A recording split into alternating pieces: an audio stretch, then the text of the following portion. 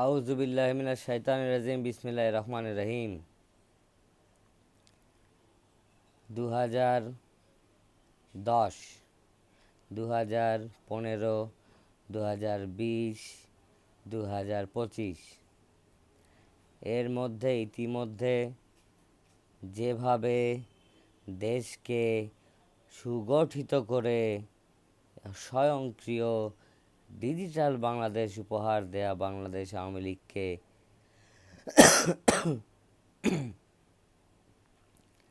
বাংলাদেশ আওয়ামী লীগের বাংলাদেশের দেশমাতা শেখ হাসিনাকে আপনারা গালমন্দ করলেন, তাকে তার পিতৃ পরিচয় থেকে আপনারা দূর করতে চান।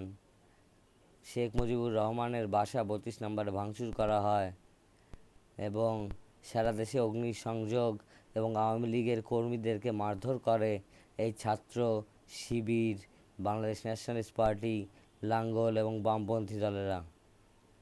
এতে কী লাভ হলো? কোনো লাভ হয়েছে? বাংলাদেশ আওয়ামী লীগ বাংলাদেশ আওয়ামী লীগের মতোই আছে। আমরা এখন ইন্ডিয়ার মতো করে সাজাতে যাচ্ছি বাংলাদেশকে, এবং সাধারণভাবে যেভাবে আমরা সাজাবো তা হচ্ছে বিভিন্ন caste, level, position, age and religion. সর্বপ্রথম রিলিজিয়ানকে রাখা হচ্ছে, কারণ বাংলাদেশ একটি মুসলিম কান্ট্রি।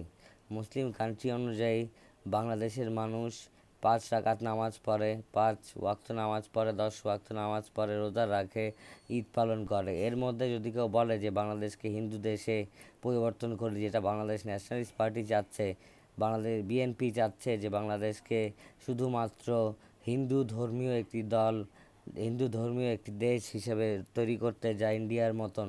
কিন্তু আমরা ইন্ডিয়ার থেকে ভালোটা নিচ্ছি। ইন্ডিয়ান মুসলিমরা যা করছে আমরা সেসব পালন করতে চাই বাংলাদেশে। ইন্ডিয়ান হিন্দুরা কি পালন করছে সেটা আমরা বাংলাদেশে পালন করতে চাই না।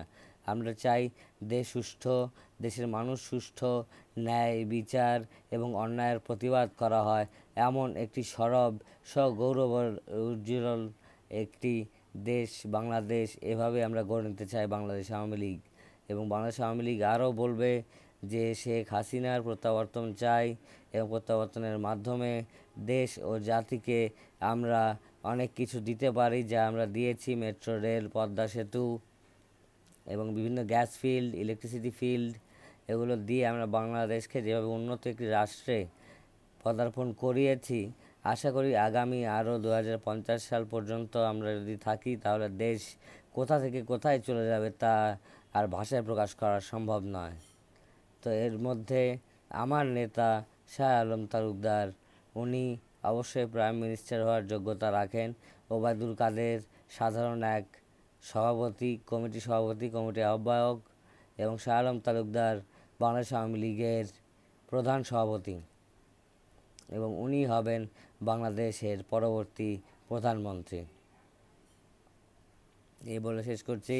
আমি আসিফ শাহরিয়ার। জয় বাংলা, জয় বঙ্গবন্ধু, বাংলাদেশ চিরজীবী হোক।